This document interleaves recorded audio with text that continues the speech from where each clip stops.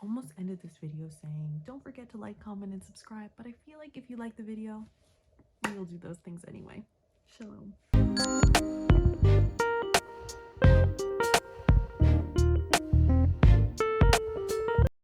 Shalom sisters, and all praises to the Most High for another day, and welcome to the very first Martha Meets Mary YouTube video.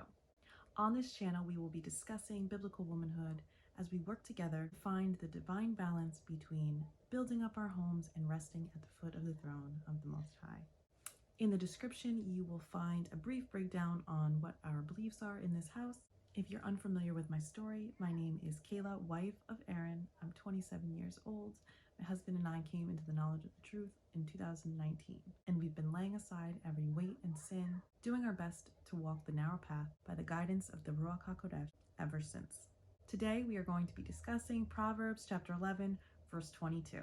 For references today, I will be using the King James Version as well as the Institute for Scripture Research. I'll be using the King James Apocrypha. Jumping right in, Proverbs 11 verse 22 reads, "As a jewel of gold in a swine's snout, so is a fair woman which is without discretion."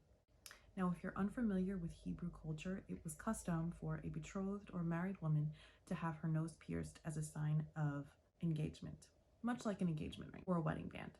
The Strong's Concordance recognizes the word discretion as word number H2940 or ta'am, and defines the word as taste, judgment, decision, decree, behavior, or understanding. Fair being defined here as a woman who is beautiful to the eyes. To dive a little bit deeper, let's turn to 1 Peter chapter 3 and start at verse 1. In the Institute for Scripture Research reads, "In the same way, wives, be subject to your own husbands, so that if any are disobedient to the word, they without a word might be won by the behavior of their wives, having seen your blameless behavior in fear. Your adornment should not be outward, arranging the hair, wearing gold, or putting on dresses, but the hidden man of the heart, with the incorruptible ornament of a meek and peaceable spirit, which is of great value before Elohim. For in this way, in former times, the set-apart women who trusted in Elohim also adorned themselves, being subject to their own husbands, as Sarah obeyed Abraham, calling him master, of whom you became children, doing good, and not frightened by any fear." Kepha, or Apostle Peter here, is warning women our adornment should not be that of our outward appearance, but that a meek and peaceable spirit is what is valuable to the Most High. The word peaceable is translated in the King James as quiet. Now, many people will take verses like this and say, see, look, I told you the Bible is oppressive towards women. However, throughout Scripture, we see the Most High tell us that it's the meek who he allows to abide with him. In Psalm chapter 22, verse 26, it says that it's the meek that shall eat and be satisfied. In Psalm 25:9, it says that the meek are teachable. In Psalm 37:11 and Matthew 5:5, it says that the meek will inherit the earth. In Psalm 76:9, it says that the meek will be saved. In Psalm 149, verse 4, it says that the meek are lifted up. In Isaiah chapter 29, verse 19, it says that the meek have joy. Moses himself was described as the meekest to ever live. As far as quiet and peaceable, the Most High says that in salvation, in the kingdom, we will be at peace. It'll be a resting place. As women, we're supposed to be pillars of rest for our husbands. Being peaceable means being stable, being trustworthy. Being peaceable means allowing your house to rest, not constantly trying to strive with your husband. It's a sense of stability, that we're quick to hear and slow to speak. We're reliable. And most of all, we bridle our tongues. Ecclesiasticus chapter 36, starting at verse 22 reads, "The beauty of a woman cheereth the countenance, and a man loveth nothing better. If there be kindness, meekness, and comfort in her tongue, then is not her husband like other men. He that getteth a wife beginneth a possession, a help like unto himself, and a pillar of rest." Men love beauty, but to a husband, it's not worth much. Yes, you're beautiful to look at. However, in Ecclesiasticus chapter 25, verse 17, "The wickedness of a woman changeth her face and darkeneth her countenance like sackcloth." So we can be as beautiful as we want, but if we're manifesting and we're not acting with kindness and meekness and comfort, then our countenance changes and our husbands can't look at us the same. Early on in my marriage, my husband used to tell me that when I would get angry with him and I would lash out and I would spew, hurtful words or argue with him, he would tell me my face changed. He would tell me, you don't even look like yourself. And that's what Ecclesiasticus chapter 25 is telling us, that when we are displaying traits of the wicked one, our whole countenance changes. It doesn't matter if you have on a beautiful dress or your hair is braided nicely or you have a full face of makeup. When we become vessels for wickedness, that wickedness changes our appearance. We are kind and we are meek and we are comforting. We elevate our husbands. We honor our husbands. Proverbs chapter 31, the husband of the Proverbs 31 woman is known in the gates and is welcomed amongst the elders of the community. In verse 22, we see that she is dressed in fine linen, silk, and purple.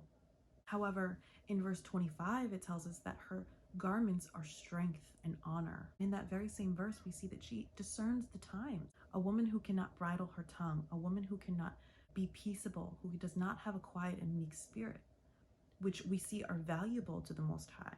A woman who disregards these attributes is a shameless woman. Ecclesiasticus chapter 26, it tells us that a shameless woman shall be counted as a dog, but she that is shamefaced will fear the Most High. Hold on to that verse for a second as we go to 1 Timothy chapter 2, verses 9 and 10. Reading out of the King James, 1 Timothy chapter 2, verse 9 and 10 reads, in like manner also that women adorn themselves in modest apparel, with shamefacedness and sobriety, not with broided hair, or gold, or pearls, or costly array, but which becometh women professing godliness with good works.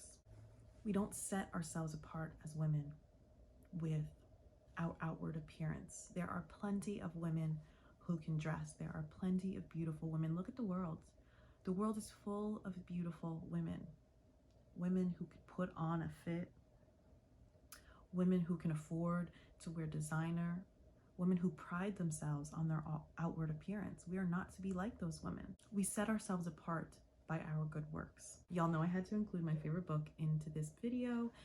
This is The Them and Him by Dr. Gina Murray, a book on biblical family structure.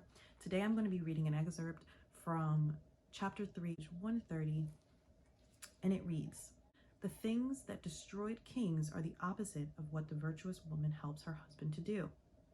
Instead of letting him forget the law, when he sees her works, he is grateful, and he is reminded of the law, of the one who gave her for a wife.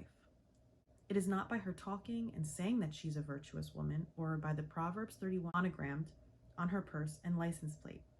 She does not have to tell men or the community that she is virtuous. 31. The virtuous woman is set apart from other women who have one or more positive characteristics. The defining themes which characterize the virtuous woman is her ability to assimilate to his calling and thereby start with his situation as it realistically is and roll up her sleeves and work tirelessly to improve his situation. She dies of any personal agenda and gives herself entirely over to the prospering of his household. This is the picture of a capable wife or helpmeet. In the King James, Proverbs 31 verses 30 and 31 read, favor is deceitful and beauty is vain, but a woman that feareth the Most High shall be praised. Give her the fruit of her hands, and let her own works praise her in the gates.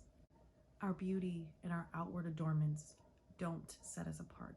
The same way that the nose ring in the pig couldn't make the pig beautiful. It's our good works that set us apart. So what do we take away from this and what can we work on? Kindness, comfort, and meekness. As we read, the Proverbs 31 woman opens her mouth for two reasons: for wisdom and for kindness. Comfort.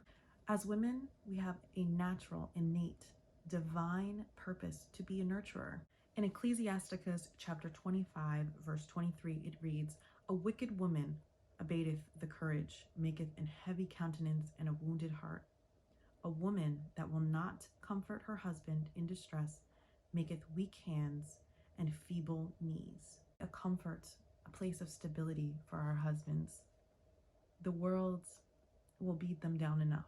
We are a safe place and a pillar of rest.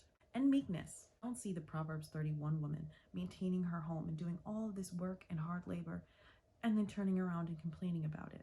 Again, she opened her mouth for wisdom and kindness only. We do all things to the glory of the Most High.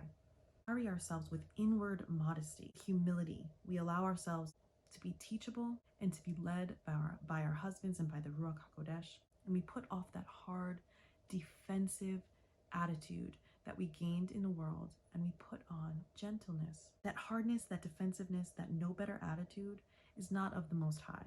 My personal code is, when in doubt, shut your mouth.